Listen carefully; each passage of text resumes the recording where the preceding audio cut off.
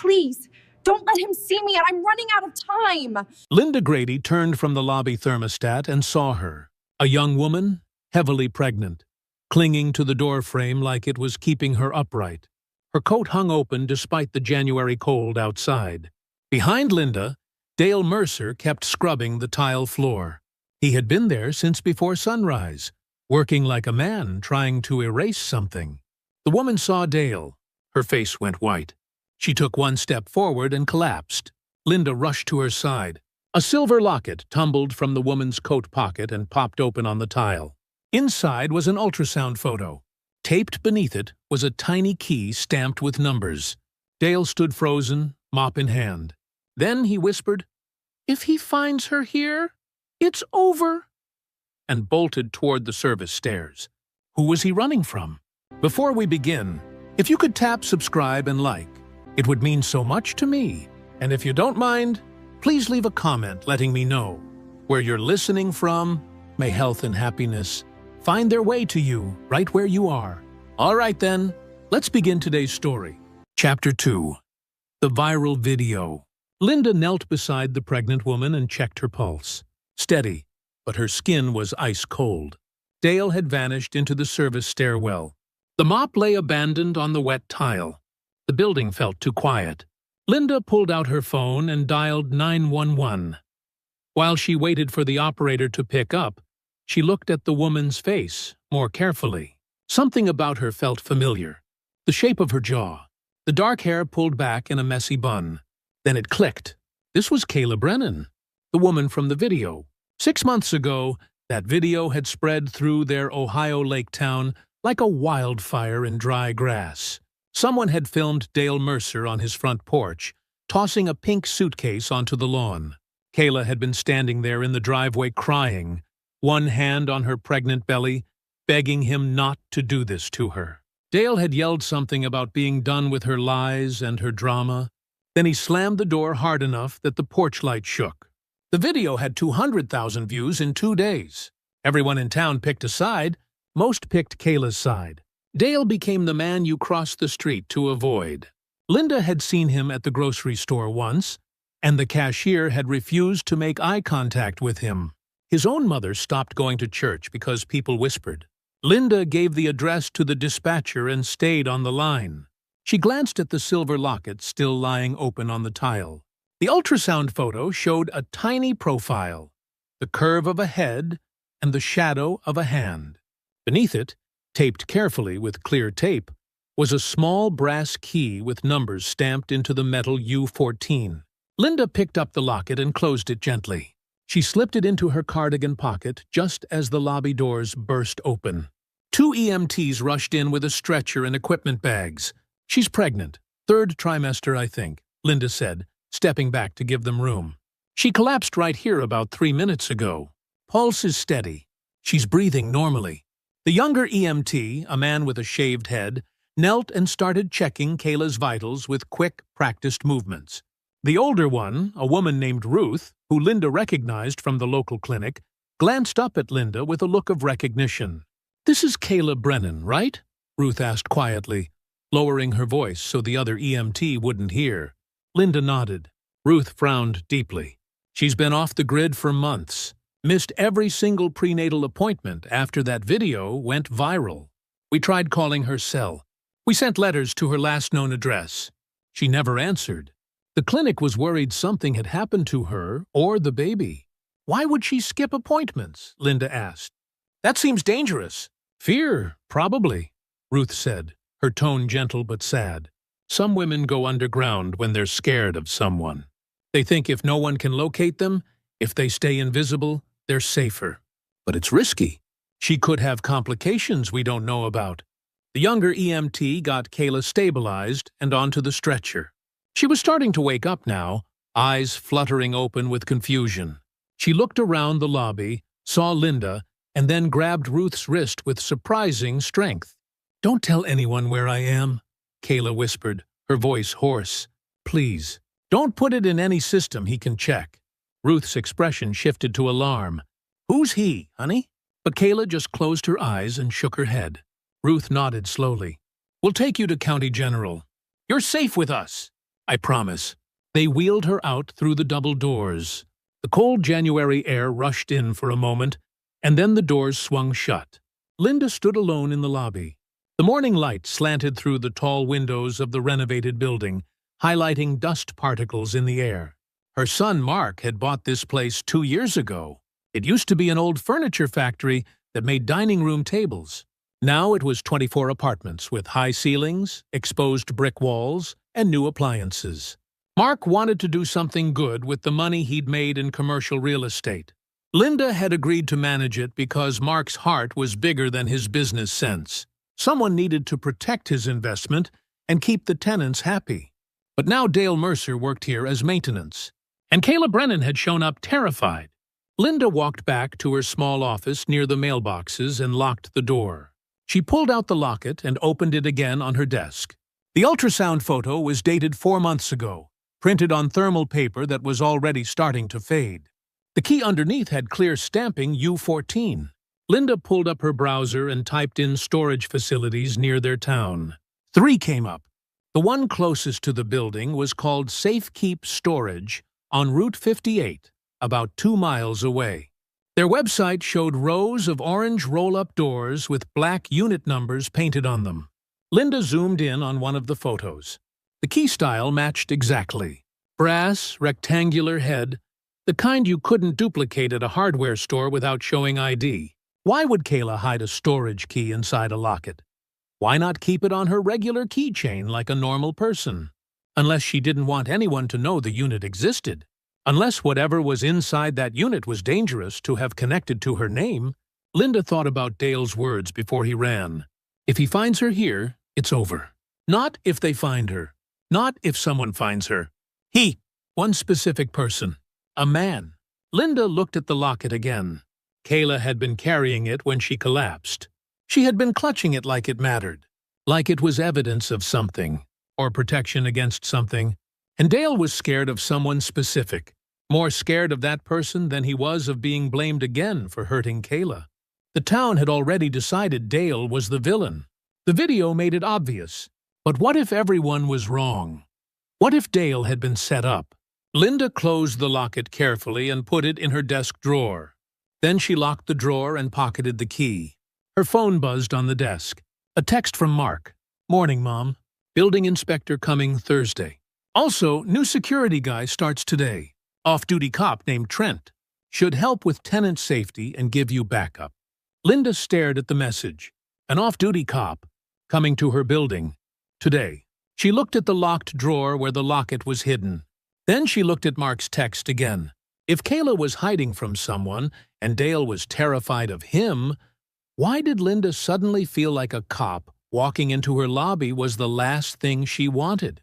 Chapter 3. Don't trust the uniform. Linda drove to County General Hospital that afternoon. The building sat on a hill overlooking the lake, gray and functional. She parked in the visitor lot and walked through the automatic doors into the smell of antiseptic and floor polish. The front desk directed her to the maternity wing on the 3rd floor. Linda took the elevator up and found Kayla in a semi-private room. The other bed was empty. Kayla was sitting up, an IV in her arm, staring out the window. "Kayla," Linda said softly from the doorway. "I'm Linda Grady. You came to my building this morning." Kayla turned. Her face was wary. "Where's Dale?" "I don't know," Linda said honestly. "He ran when you collapsed. I haven't seen him since." Kayla's shoulders relaxed slightly. "Good. He needs to stay away from me." "Everyone thinks he's the problem, but he's not." Linda stepped into the room and closed the door partway. "Then who is?" Kayla looked at her for a long moment. Then she said quietly, "The wrong man is hunting me, and the whole town is helping him do it, without even knowing." "What do you mean?"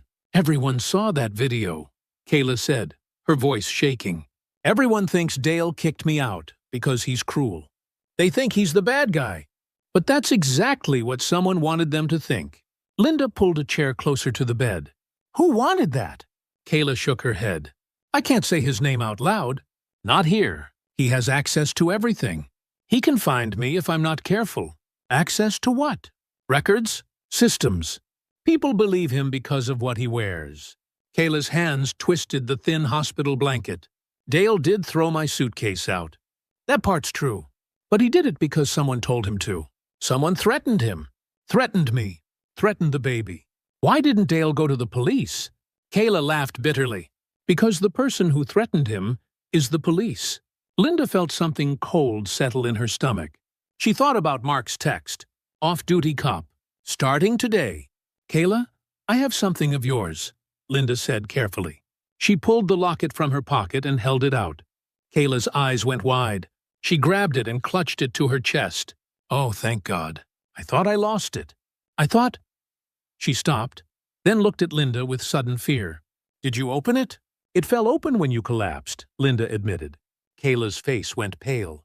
Did you see the key? Yes. Did you tell anyone? No. Kayla closed her eyes. A tear slid down her cheek. That key is the only thing keeping me alive right now. If he finds out I have it, if he finds out what's in that unit, he'll make sure I disappear. Pregnant women disappear all the time.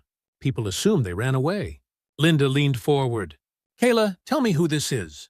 Let me help you. But Kayla just shook her head and turned back toward the window. Linda left the room feeling frustrated and frightened. She walked down the hallway toward the elevators. As she rounded the corner near the stairs, she nearly ran into Dale. He looked terrible. His jacket was on inside out. His hands were shaking. Is she okay? Dale asked, his voice barely above a whisper. She's stable, Linda said. Dale, what's going on? Who are you afraid of? Dale glanced around the hallway like someone might be listening. I can't talk here. Just tell her. He stopped. Just tell her I'm sorry. For all of it. Even the parts I had to do. He pulled an envelope from his jacket and pressed it into Linda's hands. Give this to her nurse. Don't open it yourself. Just give it to the nurse, okay? Before Linda could answer, Dale turned and bolted down the stairwell. Linda heard his footsteps echoing, fast and panicked.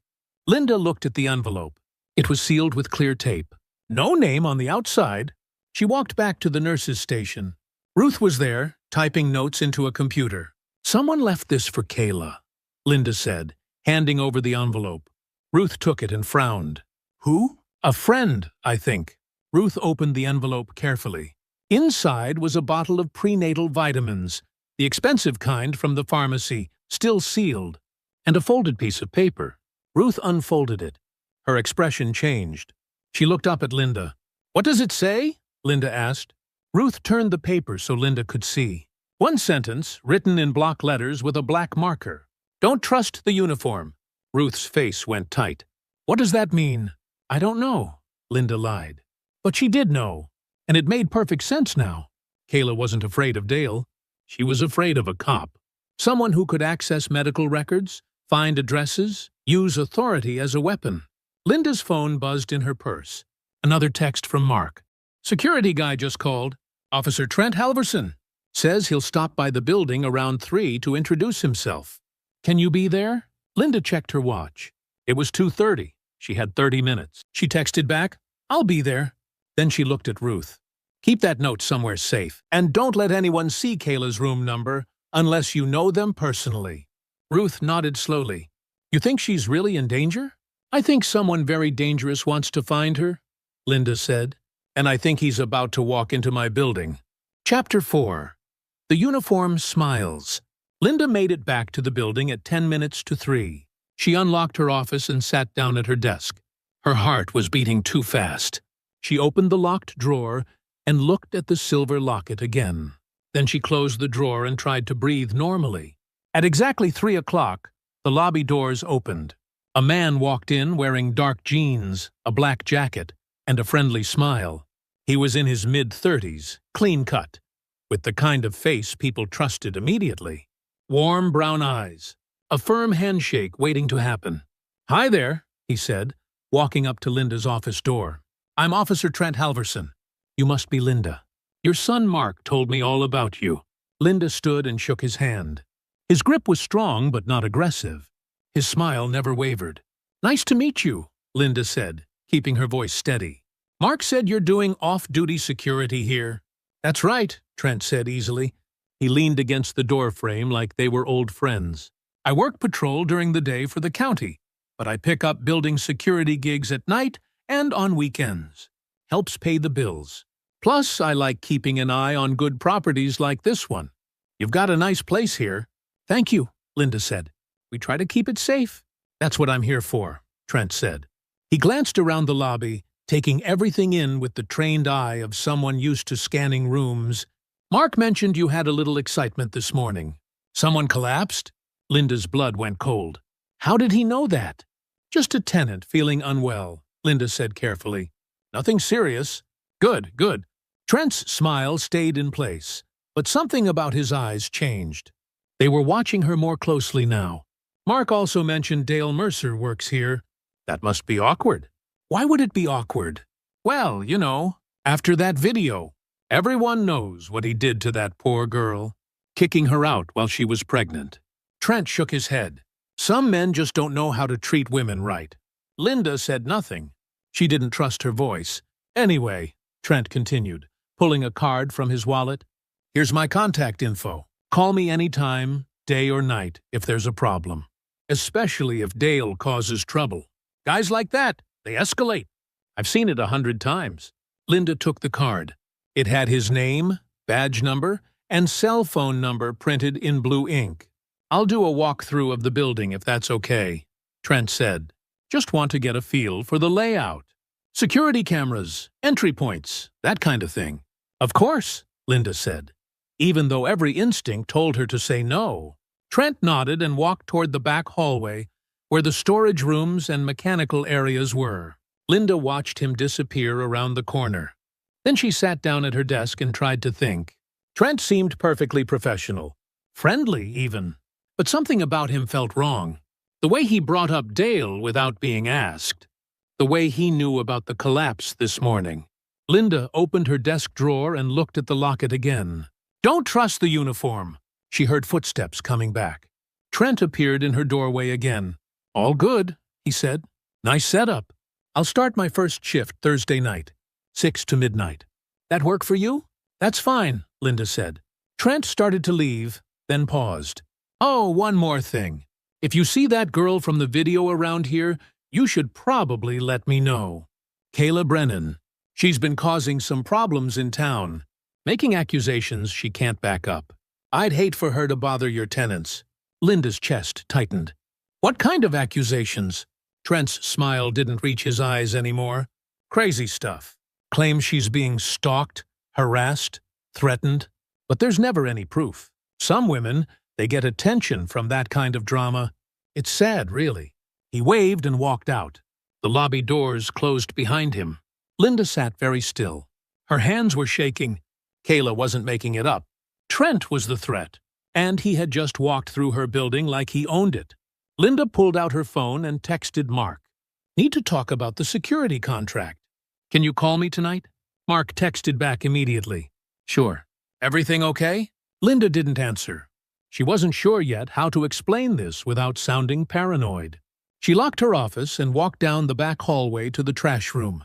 The door was slightly open. Inside, she heard someone breathing hard. Dale? She called softly. Dale stepped out from behind the dumpster. His face was pale. His knuckles were bleeding. He was here, wasn't he? Dale whispered. Officer Halverson? Yes. He's the new security. He's not security, Dale interrupted, his voice shaking. He's the reason Kayla's hiding. He's the reason I had to throw her out.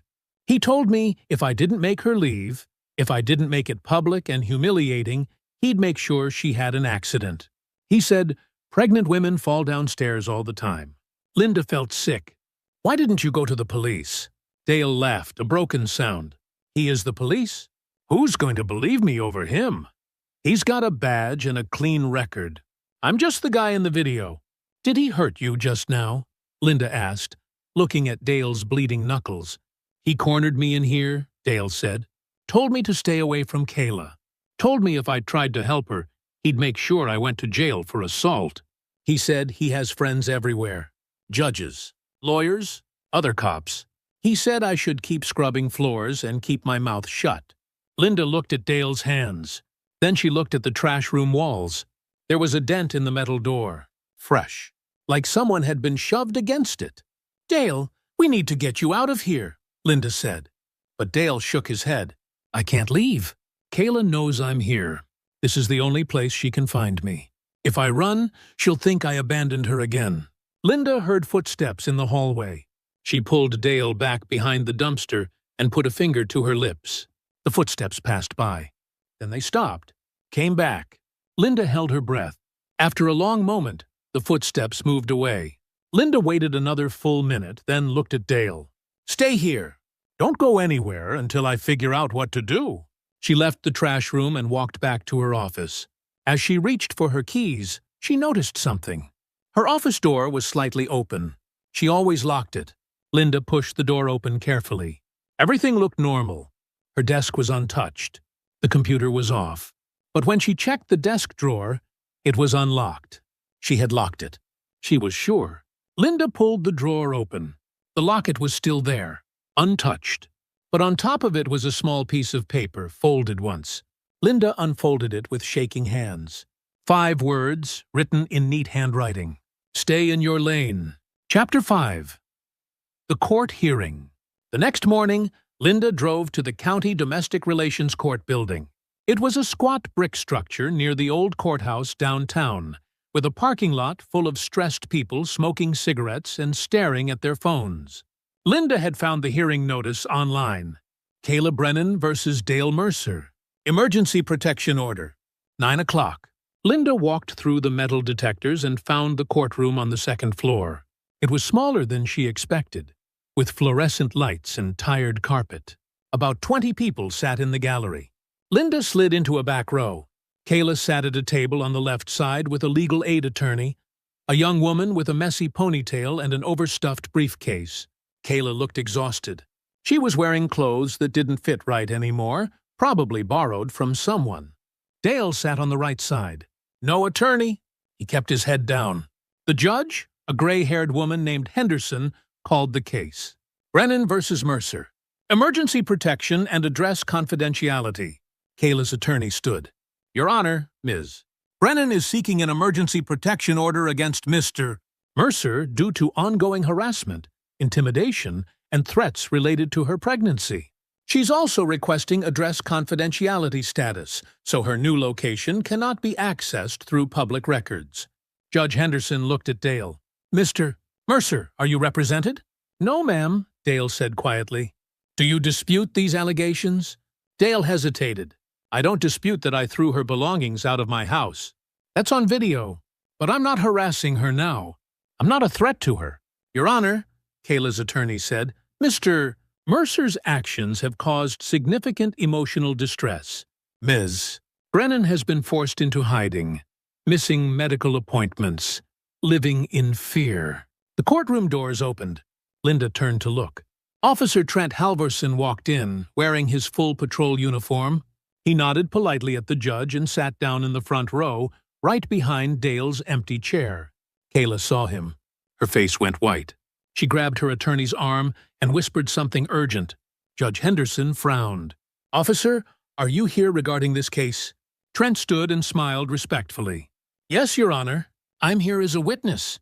I've had professional contact with both parties and felt I should make the court aware of certain concerns. Approach the bench, the judge said. Trent walked up. Kayla's attorney joined him. They spoke in low voices for a moment. Linda couldn't hear what they were saying, but she saw the judge's expression shift from neutral to skeptical. When they returned to their places, Judge Henderson looked at Kayla with a new kind of scrutiny. Ms. Brennan, the judge said carefully, I've just been informed by Officer Halverson that you've made prior allegations of stalking and harassment that could not be substantiated. Is that correct? Kayla's attorney stood quickly. Your Honor, those allegations are separate from... I'm asking Ms. Brennan, the judge said. Kayla stood slowly. I filed reports, yes, but nothing was done because he... She stopped, looking at Trent. Because the allegations lacked evidence, Trent said smoothly. Your Honor, I'm not here to deny that Mr. Mercer behaved poorly. The video speaks for itself. But Ms. Brennan has a pattern of making serious accusations without proof. I've responded to 3 separate calls from her in the past year. Each time, she claimed she was being followed or threatened. Each time, we found no evidence of any crime. That's not true, Kayla said, her voice shaking. You dismissed me.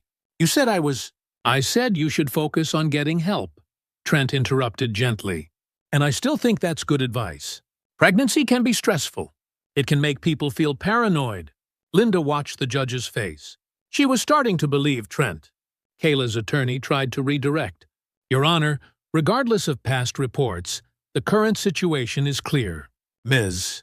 Brennan needs protection and confidentiality. I understand, Judge Henderson said, but I need hard proof that Mr. Mercer is currently a threat before I grant an emergency order. Do you have documentation? Texts, emails, voicemails? Kayla looked down. He doesn't contact me directly anymore. Then on what basis are you claiming ongoing harassment? Kayla didn't answer.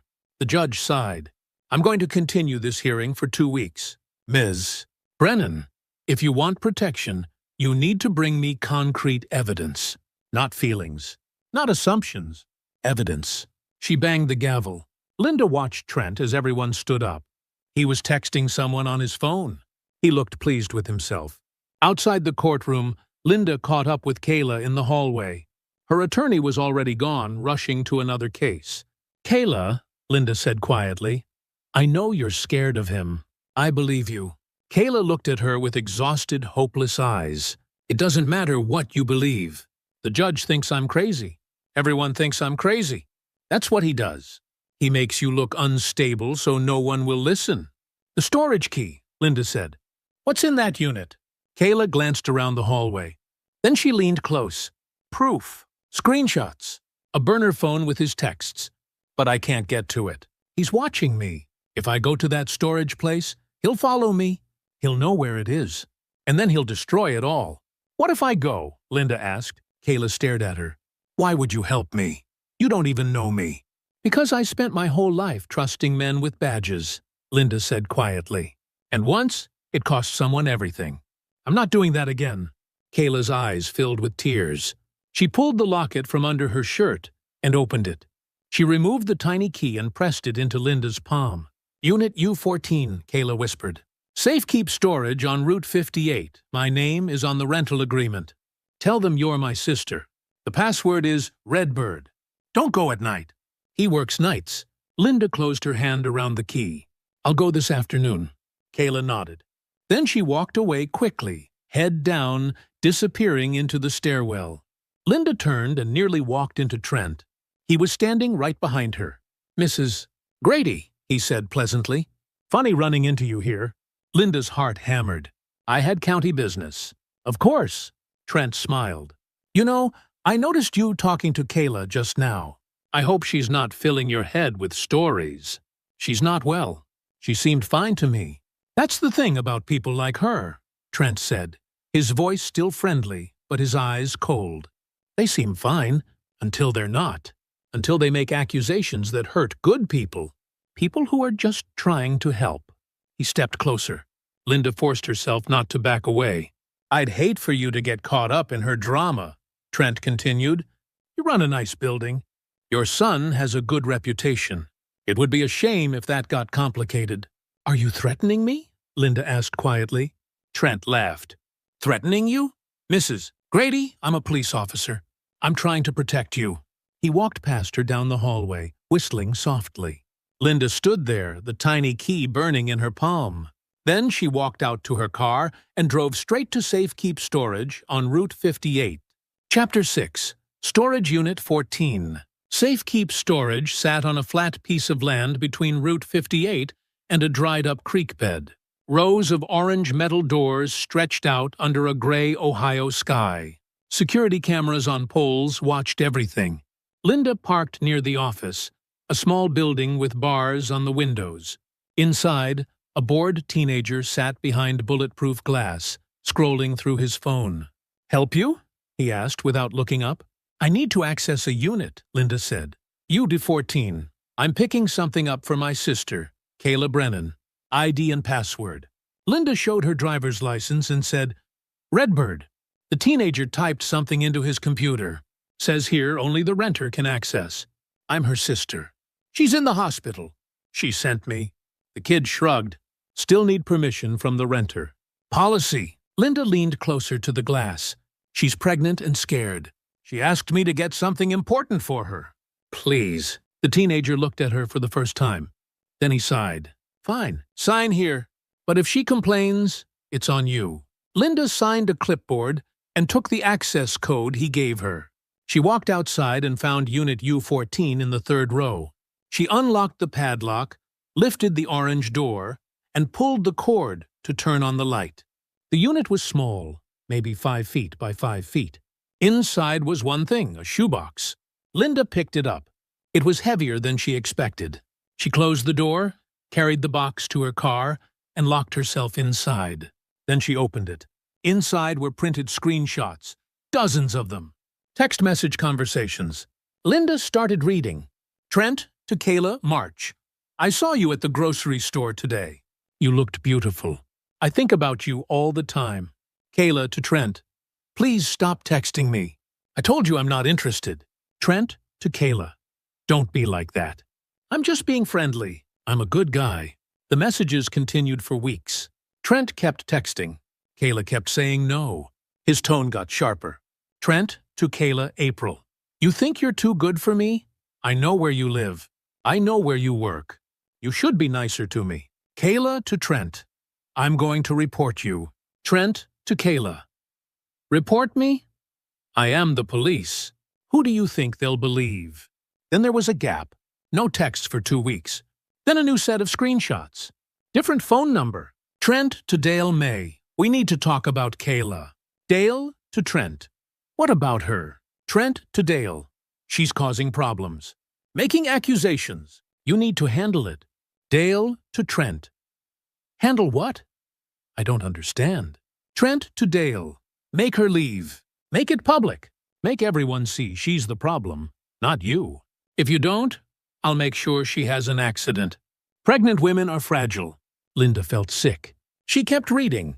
Dale to Trent. You're insane. Trent to Dale. I'm a police officer. I have friends, judges, lawyers, people who owe me favors. You really want to test me? Dale to Trent. Fine. I'll do it. Just don't hurt her. Trent to Dale.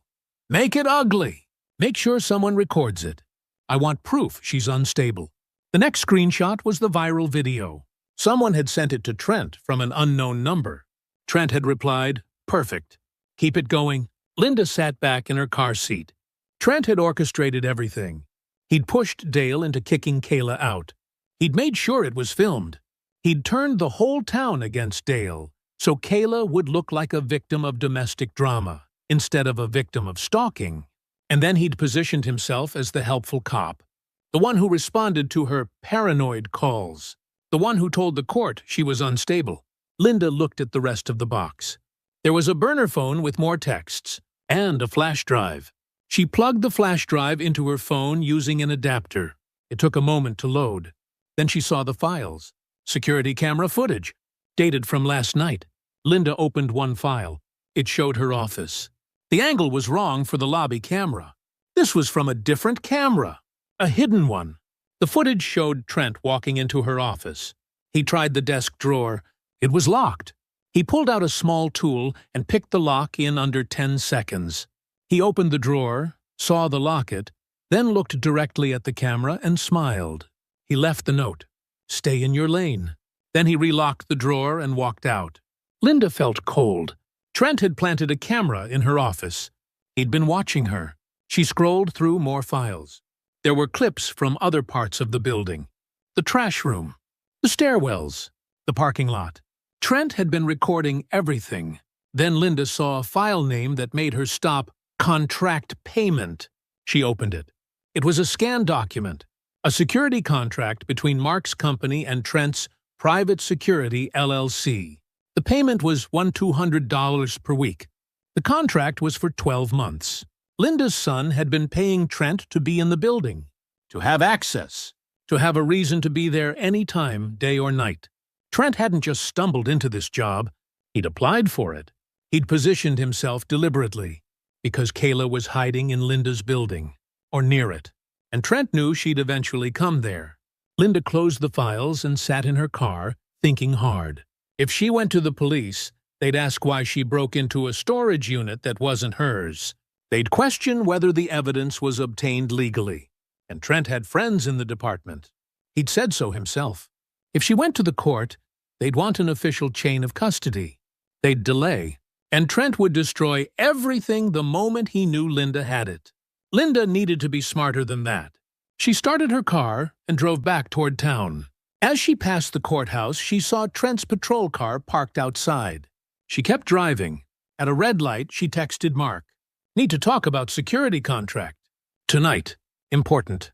Then she drove to the hospital and asked for Ruth at the nurse's station. "Is Kayla still here?" Linda asked. "She's being discharged this afternoon," Ruth said. "Physically, she's fine, but she has nowhere to go. She's terrified to go back to any address on record." "Tell her I have what she needs," Linda said, "and tell her to stay off her phone. Don't call anyone. Don't text anyone. I'll come back for her in 2 hours." Ruth looked worried. "What's going on?" "Something bad," Linda said, "but I'm going to fix it." She walked back to her car with the shoebox tucked under her arm. Behind her, she didn't see the patrol car that had followed her from the storage facility. But Trent saw her, and he was texting someone new. Chapter 7. The Truth About Kayla. Linda sat in her parked car outside the hospital and called her son. "Mom, what's wrong?" Mark answered immediately. "Your text sounded urgent." "The security contract with Officer Halverson," Linda said. "We need to end it." "What? Why? He just started." "Mark, I need you to trust me. End the contract today. Pay him whatever termination fee is required, but get him out of the building." "Mom, you're not making sense. Did something happen?" Linda took a deep breath. "Trent Halverson is stalking a woman. He's been using our building to access her. He's planted cameras. He's manipulated evidence. And you've been paying him to do it." There was a long silence. "Are you sure?" Mark asked quietly. "I have proof. Screenshots, video files, everything. But Mark, I need you to cancel that contract before he realizes I have it." "Can you do that?" "I'll call him right now," Mark said. "And Mom, be careful." Linda hung up and stared at the shoebox in the passenger seat. She needed to get this evidence somewhere safe. But where? Trent had access to police systems. He had friends in the courts. He could make evidence disappear. Her phone buzzed. A text from an unknown number. "You went to the storage unit." "Bad move." Linda's blood went cold. She looked around the parking lot. No one was nearby. But Trent had followed her. He knew. Another text came through. "Whatever you think you found, it won't matter. I've been a cop for 12 years. You're a building manager. Who do you think people will believe?" Linda deleted the texts and drove back to the building. She needed to think. She needed a plan that Trent couldn't see coming. She parked in her usual spot and walked into the lobby. Dale was mopping near the mailboxes. He looked up when she came in. "Linda," he said quietly, "we need to talk." They went to her office. Linda locked the door and pulled the blinds. "Trent knows you went to the storage unit," Dale said. "He called me 20 minutes ago. Told me if I didn't stay away from you, he'd make sure I went to jail for assault. He said he'd plant evidence if he had to." Linda sat down heavily. "He's escalating. What did you find in the unit?" Linda showed him the screenshots. Dale read them with a tight jaw. "He's been planning this for months," Dale said. "He made me the villain on purpose. He knew if everyone hated me, Kayla would look like just another dramatic ex. No one would believe her. And the court fell for it," Linda said. Dale looked at the flash drive. "What's on this?" "Security footage.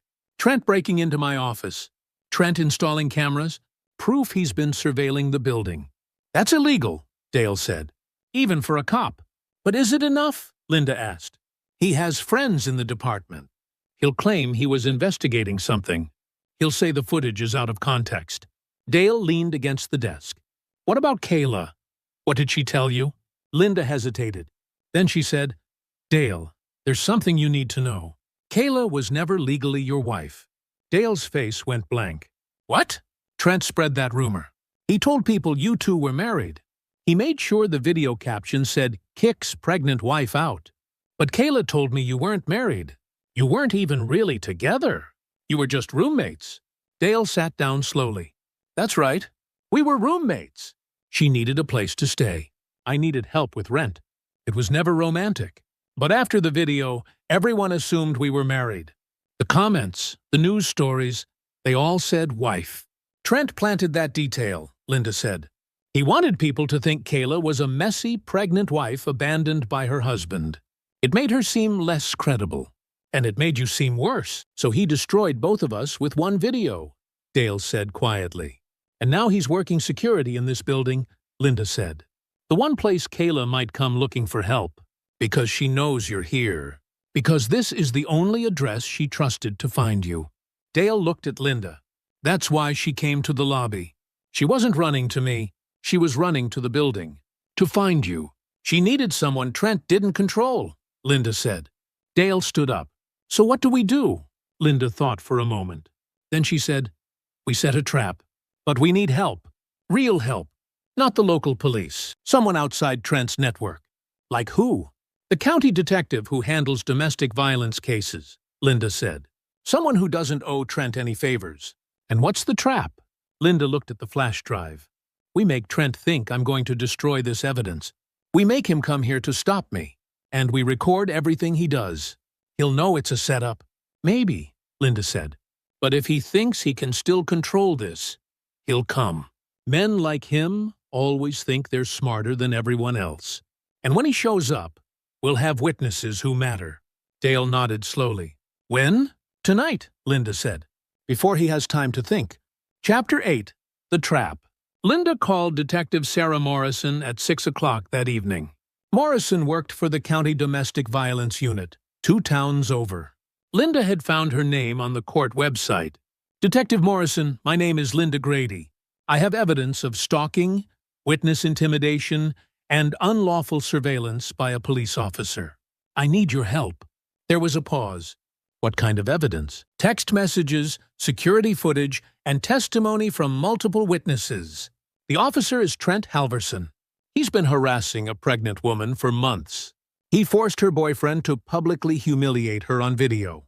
Then he positioned himself as building security, where she was hiding so he could track her movements. That's a serious accusation, Morrison said carefully. I have proof, Linda said. But he has friends in the local department. If I hand this over to them, it'll disappear. Send me what you have, Morrison said. I'll review it. No, Linda said.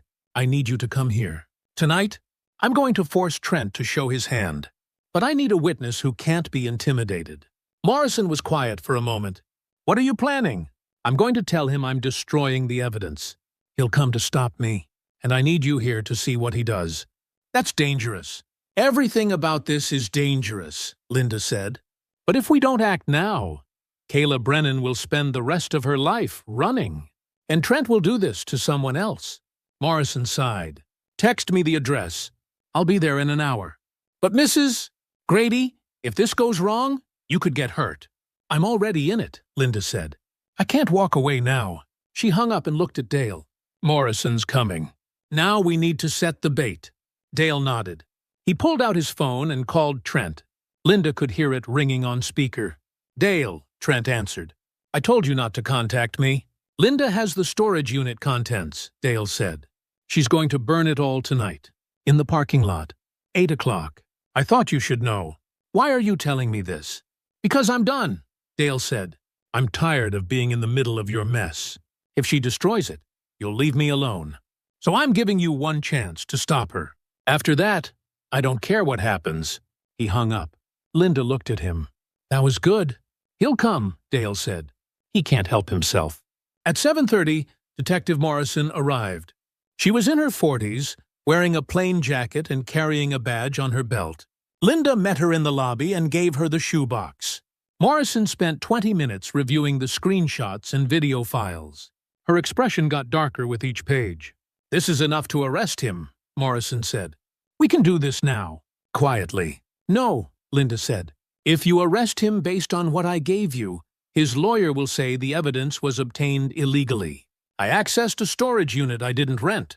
I broke chain of custody. He'll walk. So what's your plan?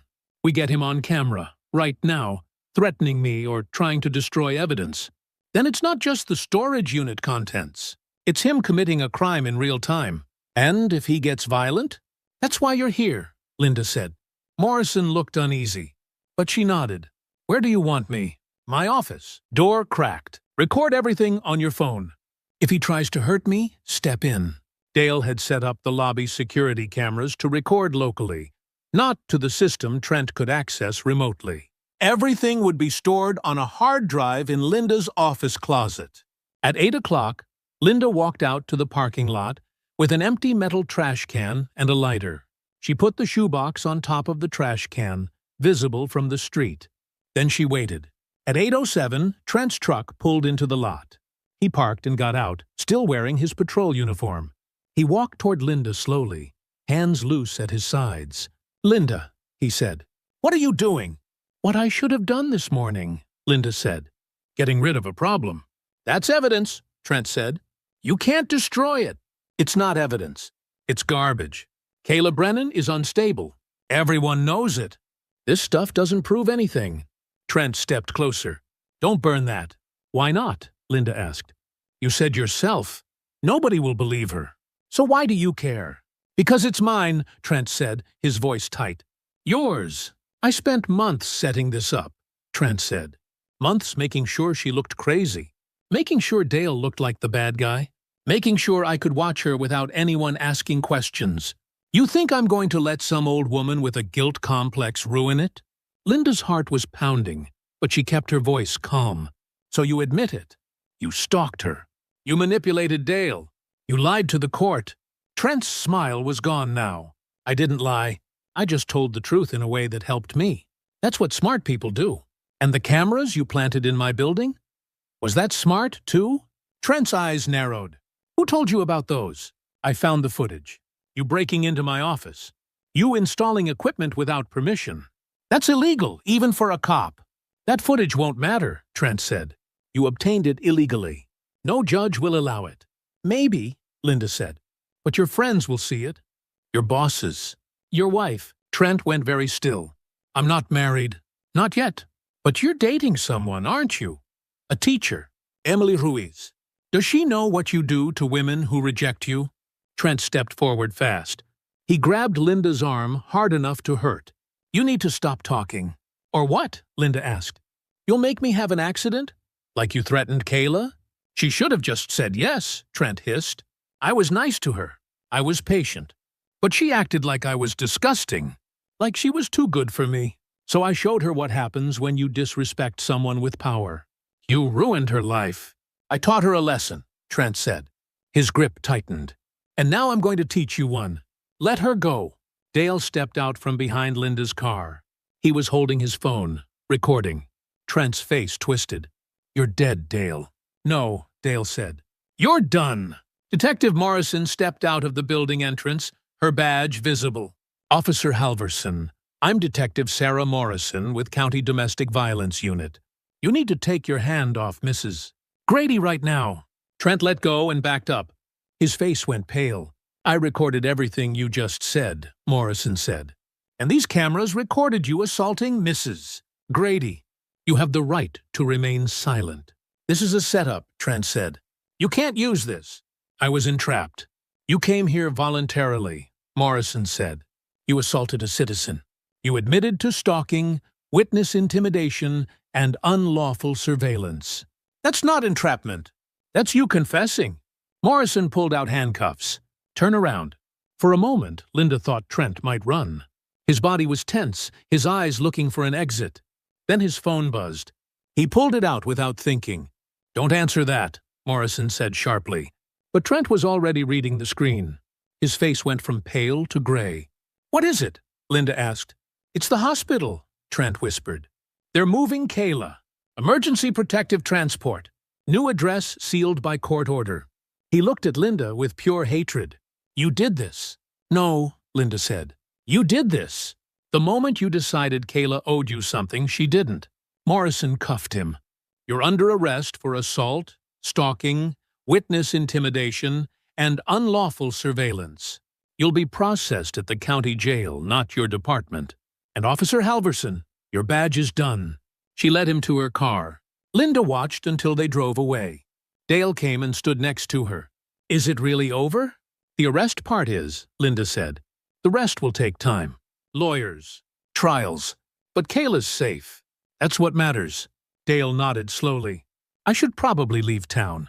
Start over somewhere else. Maybe, Linda said. Or maybe you stay and show people you're more than one video. Dale looked at her. You really think that's possible? I think people believe what they see, so let them see something different. They walked back inside.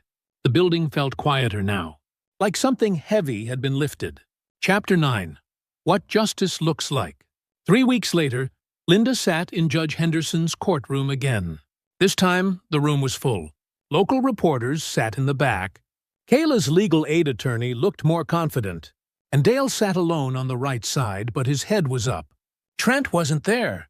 He was in county jail, awaiting trial on 7 charges, including stalking, assault, unlawful surveillance, and witness intimidation. His bail had been denied. The county prosecutor said he was a flight risk and a danger to witnesses. Judge Henderson reviewed the case file for a long moment. Then she looked at Kayla. Ms. Brennan, I owe you an apology.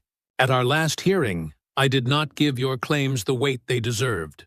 I allowed Officer Halverson's uniform to influence my judgment. That was wrong. Kayla nodded but didn't speak. Based on the evidence now before me, the judge continued, I'm granting your request for emergency protection and full address confidentiality. Your new address will be sealed from all public records. Mr. Halvorsen will have a no-contact order that extends for 10 years, and you'll have access to state relocation assistance if you choose to use it. Thank you, Kayla said quietly. Judge Henderson looked at Dale. Mr. Mercer, the evidence shows you were coerced into your actions through threats of violence against Ms. Brennan. However, your participation still caused harm. The court recognizes you as a victim of witness intimidation, but also as someone who made choices that hurt another person. Do you understand that? Yes, Your Honor, Dale said. I'm not asking for forgiveness. I just want Kayla to know I'm sorry, and I'll testify at Halverson's trial if it helps. The judge nodded. The district attorney will be in touch. This hearing is adjourned. Outside the courthouse, Linda found Kayla sitting on a bench. She was 8 months pregnant now, her belly impossibly large under a borrowed winter coat. How are you feeling? Linda asked. Tired, Kayla said, but safer. The state is moving me to a confidential apartment in another county. New name on the lease. No forwarding address. I can finally see a doctor without being terrified. That's good, Linda said. Kayla looked at her. You saved my life. You know that, right? If you hadn't believed me, if you hadn't gone to that storage unit, Trent would still be out there. And I'd still be running. You saved your own life, Linda said. You gathered the evidence. You kept that key safe. You trusted the right person at the right time. I just helped you use it. Kayla reached into her coat and pulled out the silver locket. She handed it to Linda. I don't need this anymore, Kayla said. The ultrasound photo is in my wallet now. And the key is gone. I want you to have the locket. To remember that sometimes the right thing is hard and scary, but you do it anyway. Linda took the locket. It felt lighter now, like it had let go of something heavy. What will you do after the baby comes? Linda asked. I don't know yet, Kayla said. Maybe stay where they place me. Maybe move again after a year. I just want a quiet life. No drama. No fear. Just me and my kid. You deserve that, Linda said. Kayla stood up slowly, one hand on her back. What about you? Are you okay? Trent threatened you too. I'm fine, Linda said. Mark fired him from the security contract and hired a company that actually does background checks. We found 3 more hidden cameras. Trent had been recording tenants for months. Some of them are filing lawsuits. Good, Kayla said. He should lose everything. Linda watched Kayla walk away toward a plain sedan with county plates. A social worker was waiting to drive her to the new apartment. Kayla waved once, then got in the car. Linda waved back. Dale appeared beside Linda on the courthouse steps. She's really going? She's really safe, Linda said. That's what matters. I'm leaving too, Dale said. Got a job in Columbus. Maintenance work at a college. Fresh start. Good for you, Linda, Dale said quietly. Do you think people will ever stop seeing me as the guy in the video? Linda thought about that. Some people won't. They'll always believe what they saw first. But some people will see the whole story, and those are the people worth knowing. Dale nodded. He held out his hand. Linda shook it. Thank you, he said, for not assuming I was the monster everyone said I was. Thank you for being brave enough to tell the truth, Linda said. Even when it was dangerous. Dale walked away toward an old pickup truck parked on the street. Linda watched him go. Her phone buzzed. A text from Mark. Mom, the building is getting good press. People are calling you a hero. But I'm calling you Mom, and I love you. Linda smiled and texted back, Love you too. See you at dinner. She walked to her car, the locket in her pocket. The sky was gray and cold, but the air smelled like the lake. Spring was still a long way off, but winter wouldn't last forever. Trent would go to trial. His lawyer would argue. His friends would defend him. But the evidence was clear and public now. The system would work, slowly and imperfectly. But it would work. Linda drove back to the building. A new tenant was moving in today. A single mother with 2 kids. Linda had approved her application herself. No questions about her past. No judgment. Just a key and a clean apartment. Because that's what home should be. A place where you're safe. A place where people believe you. A place where the truth matters more than the uniform someone wears. Linda parked and walked into the lobby. The floors were clean. The heat was working. The mailboxes were locked. Everything was as it should be.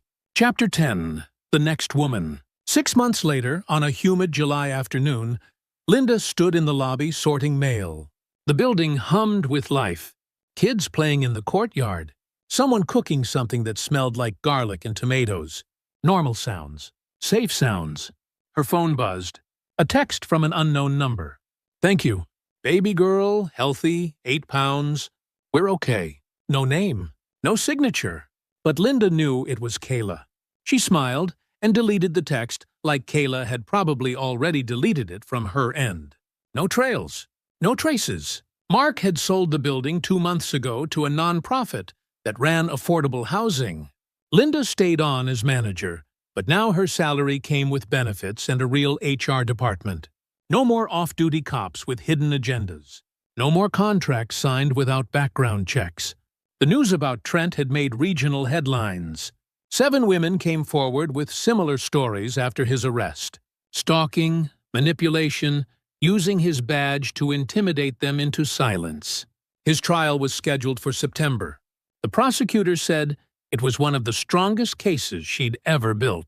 Trent's department put him on unpaid leave, then quietly forced him to resign. An internal investigation found he'd accessed confidential databases illegally at least 40 times. He'd used police resources to stalk women. He'd falsified reports to discredit victims.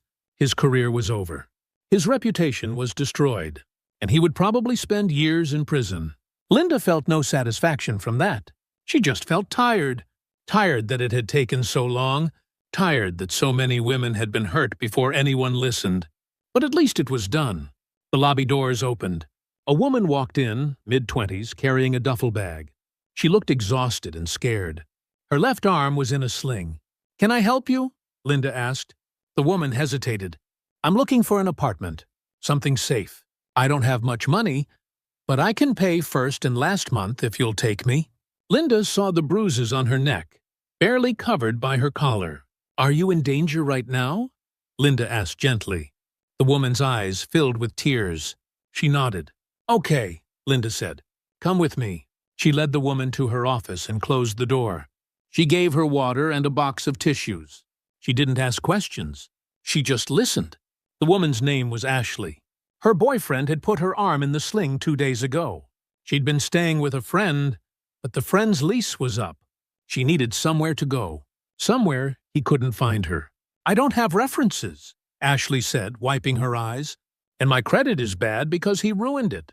I know that makes me a risk. But I promise I'll pay. I just got a job at the hospital. I start next week." Linda opened her desk drawer.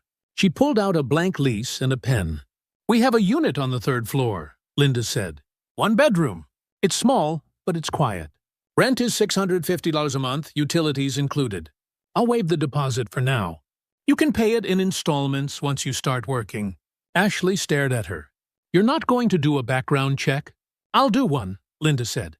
But I'm not going to let it stop you from being safe. You need a place to stay. I have a place. That's enough. Why are you helping me? Ashley asked, her voice breaking. Because someone helped me once, Linda said. And because you deserve to be safe. She slid the lease across the desk. Ashley signed it with shaking hands. He might come looking for me, Ashley whispered. If he finds me here. We have cameras, Linda said. Real ones. Monitored by a security company I trust. And if he shows up, we call the police immediately. Not some off-duty cop who thinks he's doing you a favor. The real police, with a report filed and a paper trail. Ashley nodded, clutching the lease like it was a life raft. Linda gave her the keys and walked her upstairs to the third-floor unit. It was clean and empty, with sunlight coming through the windows. Ashley stood in the middle of the room and started to cry. It's okay, Linda said. You're safe now. For how long? Ashley asked. Linda thought about Kayla, hidden somewhere with her baby girl. She thought about the 6 months of hearings and reports and evidence that had finally put Trent behind bars. She thought about all the women who never got justice because no one believed them. I don't know, Linda said honestly. But while you're here, I'll make sure no one hurts you. That's a promise. Ashley wiped her eyes and looked around the apartment. Thank you. Linda left her there and walked back downstairs. She sat at her desk and opened the locked drawer. The silver locket was still there, tucked in the back. Linda picked it up and opened it. The ultrasound photo was gone. Kayla had taken it before she left. But the empty space inside felt right somehow. Like the locket had served its purpose, and now it was just a piece of metal. A reminder. Linda closed the locket and put it back in the drawer. Then she locked it. Her phone buzzed. Another tenant needed help with a leaky faucet. A delivery driver was asking which buzzer to press. Life continued, ordinary and necessary. But Linda was different now. She'd spent 68 years trusting that good people wore badges and bad people wore obvious signs. She'd learned that wasn't true. Power didn't make someone good. A uniform didn't make someone trustworthy. The only thing that mattered was what people did when no one was watching. The choices they made when it was easier to look away. Linda had looked away once. A long time ago. She wouldn't do it again. So when the next woman walked into her lobby shaking and scared, Linda would be ready. She would believe her. She would help her. And she would make sure the truth was louder than any lie. Because that's what home meant now. Not just 4 walls and a roof, but a place where the truth was stronger than fear. Where help came without judgment. Where safety wasn't something you had to earn. Linda looked out at the lobby. At the afternoon light slanting through the windows. At the building that had become more than just a job. This was her home now. And she would protect it.